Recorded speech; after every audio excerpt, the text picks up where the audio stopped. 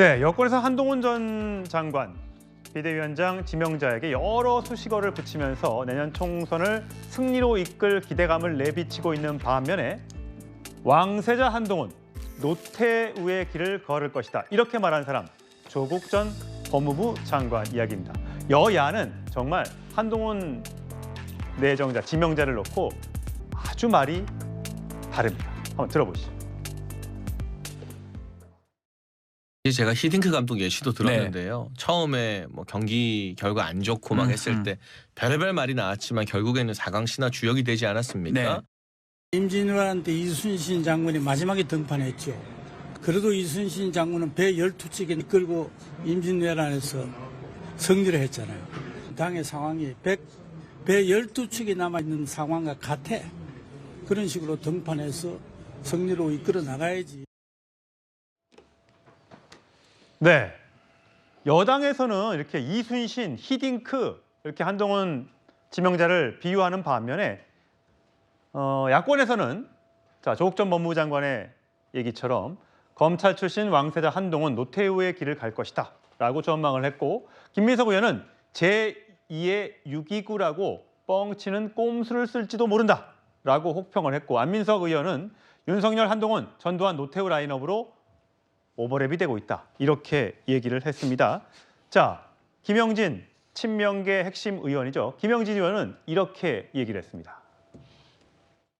전 윤석열 대통령이 자기가 만든 김기현 친윤 대표도 못 믿다라고 보는 겁니다. 그래서 아마 전두환의 안기부 출신 장세동을 원하는 게 아닌가. 바로 자기 지시에 따라서 움직일 수 있는 더 직할적인 당대표를 원하는 게 아닌가.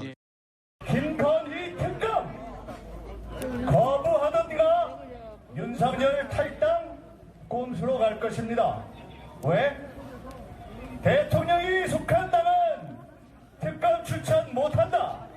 이 조항을 이용해서 윤석열 빠진 국힘에 한동훈이 추천하고 제2의 6.29라고 뻥치는 꼼수를 쓸지도 모릅니다. 자, 윤기찬 부위원장님, 저 6.29 노태우 저거는 어떻게 발언을 해석해야 되는 거예요? 물론 이제 영화에 편승해서 저런 이제 인물들을 내세워서 뭔가 부정적인 이미지를 더 씌우는 그런 시도는 알겠는데, 노태우의 길이라는 게 어떤 건지에 대한 구체적인 설명을 좀 주셨어야 되는 게 아닌가.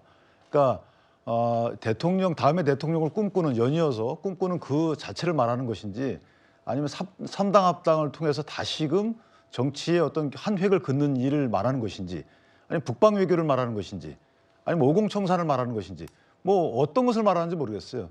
거기에는 긍정적인 의미도 있고 부정적인 의미도 있거든요. 예를 들면 제가 말씀드린 것 중에 오공청산의 주역이 된 것도 있거든요. 노태우 전 대통령이. 그럼 거기에 대한 한동훈의 이미지를 빗댄 것인지, 아니면 또 다른 외교 지평을 열었던 북방 외교를 얘기한 것인지, 저는 저렇게 영화에 편승해서 부정적인 이미지를 더 씌운 것에 불과하다고 보고, 저 노태우의 길이라는 것이 상당히 재평가도 있고요. 부정적인 평가도 여전하지만 여러 가지가 있기 때문에 조금 더 조국 전 장관께 제가 부탁드린다 그러면 국민들이 이해할 수 있도록 조금 더 설명을 부연해 줘야 되겠다라는 생각이 들고요. 6.29의 경우에도 뭐 여러 가지 비판이 나옵니다. 6.29는 사실은 이제 국민들이 만들어낸 거죠. 그런데 그걸 전격적으로 한 것은 이제 노태우 전 대통령이고, 뭐 전두환 전 대통령과 같이 뭐 여러 가지 기획을 했다라는 취지인데, 어쨌든 본인들의 정권 연장을 위해서 한 것이지만 6.29 선언 내용 자체는 또 평가받을 만한 거 아니겠습니까? 직선제 개헌이라는 것은 기존에 했던 것들을 개선한 것이기 때문에 거기에 대한 평가가 과연 좋다고 얘기한 것인지 나쁘다고 얘기한 것인지에 대한 부연 설명이 필요하다라는 생각이 들고, 마지막으로 한 말씀만 드리면, 한동훈 장관과 윤 전 대통령의 이 사이는 사실은 검찰 내에서 이루어졌던 직업적인 관계 이외에는 지금 밝혀진 게 없잖아요. 그러니까 지금 비대위원장으로서 만약에 이제 지명된 이후에 취임을 하게 되면 그때 펼쳐지는 여러 가지 조치들을 보고 평가를 해야 되는 것이지, 과거에 직업적인 범위에서 뭐 상명하복 관계에서 여러 가지 있었던 일만 갖고 이건 상명하복의 옛날 하나회와 비슷할 것이다 이렇게 평가하는 것은 좀 이르다 이렇게 봅니다. 조국 전 장관의 내용을 잠깐 부연 설명해드리자면, 조국 전 장관이 한 얘기는 이렇습니다. 군부 독재는 오래전에 끝났지만 이제 건부 독재가 들어서는데, 그게 건부 쿠데타라고 얘기를 하면서 수사권과 기소권을 쓰고 단계 이루어지는 연성 쿠데타다 이렇게 SNS에 적었습니다. 그러면서 조 전 장관이 아마 6.29 선언 등등을 통해서 집권 연장을 꿈꿀 거다. 한동훈 체제로 넘어가는 다음 차기 대통령을 넘기는 아마 그 꿈을 꾸고 있을 거다. 그렇기 때문에 민주당은 분열하면 안 된다. 당시에 노태우 전 대통령이 당선이 안 될 수도 있었는데 김영삼, 김대중이 분열하면서 노태우의 승리로 끝났다. 그래서 분열하면 안 된다라고 지금 얘기를 하고 있는 것 같아요. 예. 거기에 대해 하나만 더 예. 그게 이해가 안 된다는 거 제가 부연설을 왜 말씀드렸냐면 지금 민주화 시대잖아요. 그런데 이거 연성 쿠데타라고 그러면 예컨대 국민들 투표하신 분들은 쿠데타의 주역인가요? 말이 안 되는 것이고 만약 그렇게 따지면 특정 직업층을 예를 든다면요. 군부 쿠데타는 이해가 돼요. 그런데 그렇다면 노무현 전 대통령과 문재인 전 대통령의 경우에는 어쨌든 그 당시에 참모로 계셨잖아요. 그러다가 뭐 조금 시대는 흘렀지만 어쨌든 그런 변호사들의 쿠데타인가요? 이게 직업적으로 어떤 특정 세력을 연결시켜서 한다는 것 자체가 군부까지 이해를 돼도 그게 마치 저 검찰까지 연결시켜서 민주화 이후에 얘기하는 것은 이건 영화에 편승해서 부정적 의미를 더 씌우는 거죠. 예. 곧 현실화된 한동훈 비대위를 놓고 민주당 일간에선 한나 땡, 한동훈 나오면 땡큐 이런 반응이 나오고 있습니다. 목소리 들어보시죠.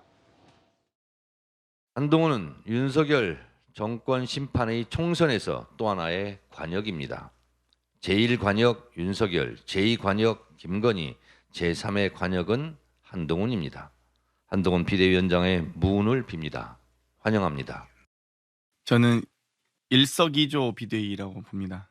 내년 총선은 윤석열 대통령 심판론인 우세한데 윤석열 플러스 이제 별천 부록으로 한동훈 부록이 따라와서 심판받는 상황이 된 거죠.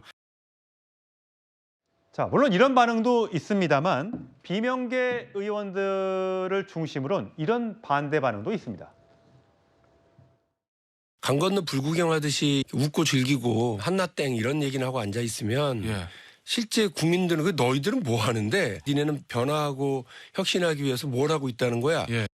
민주당이 정신 차려야 돼요. 뭐 한나땡 이런 식으로 이게 안이한 식을 할 게 아니라 국민들이 한꺼번에 심판할 수도 있겠구나. 정신을 차려야 돼요. 네, 이렇게 민주당 내에서 또 반응이 크게 엇갈리고 있죠. 이렇게 정청래 최고위원처럼 한동훈이란 관역이 하나 더 늘어났다. 한동훈 비대위, 민주당에선 잘된 일이다. 반가운 일이다. 민주당이 주는 최고의 크리스마스 선물이다. 이런 반응이 있는 반면에 친명계 또 핵심 의원이죠.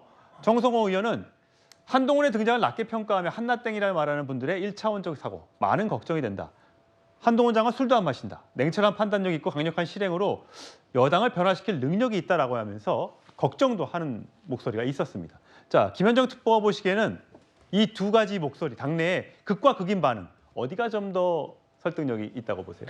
저는 일단은 그 한동훈 장관이 뭐 윤석열 대통령의 아바타다, 뭐 제2 권력의 2인자다, 복심이다 이런 한계 속에서 비대위원장이 되었잖아요. 사실은 비대위원장 되는 과정에서 김종인 전 비대위원장이라든지 의총이라든지 연석회의 등에서 반대 의견도 상당히 많이 나왔습니다. 그럼에도 불구하고 어느 순간 갑자기 윤심이 작동했다라는 그런 얘기들이 들리면서 일사천리로 이렇게 전개되면서 당에서 추천하는 모양새를 이렇게 갖춰줬거든요.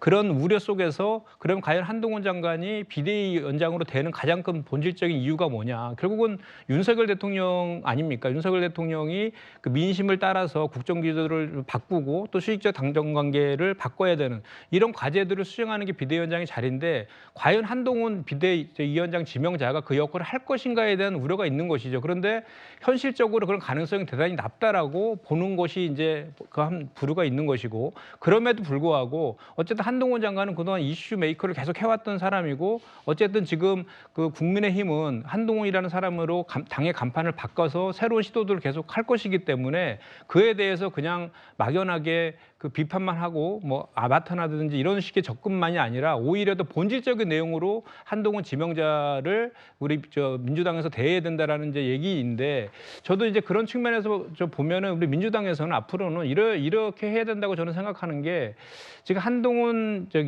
여당에서 그리고 윤석열 정부에서요 그 보수층에서조차도 반대하는 많은 것들에 대해서 추진하지 않고 있는 것들이 많이 있지 않습니까? 예를 들어서 해병대 최상복 수사 외압 사건이라든지 홍범도 장군 흉상 이전 문제라든지 그리고 저기 강제징용에 대한 제3자 변제안이라든지 이태원 참사 특별법이라든지 이런 많은 것들에 대해서 우리 민주당에서는 국민들의 그 민심을 따라서 그거에 대해서 요구를 하고 한동훈 장관이 그거에 대해서 어떻게 답변하는지를 요구하고 같이 그런 협치하는 모습들을 우리가 계속 요구함으로 인해서 한동훈 장관이 진짜로 그 윤석열 대통령의 아바타가 아니라 그 문제를 지금 국민의힘이 갖고 있는 그 문제들을 해결할 수 있는 사람인지에 대한 국민적인 평가, 검증을 받을 수 있도록 하는 것이 저는 지금 필요한 시점이다 이렇게 생각합니다. 예.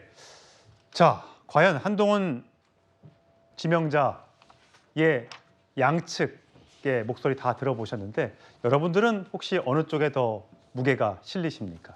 제가 공정하게 양쪽의 목소리 다 전해드리도록 하겠습니다.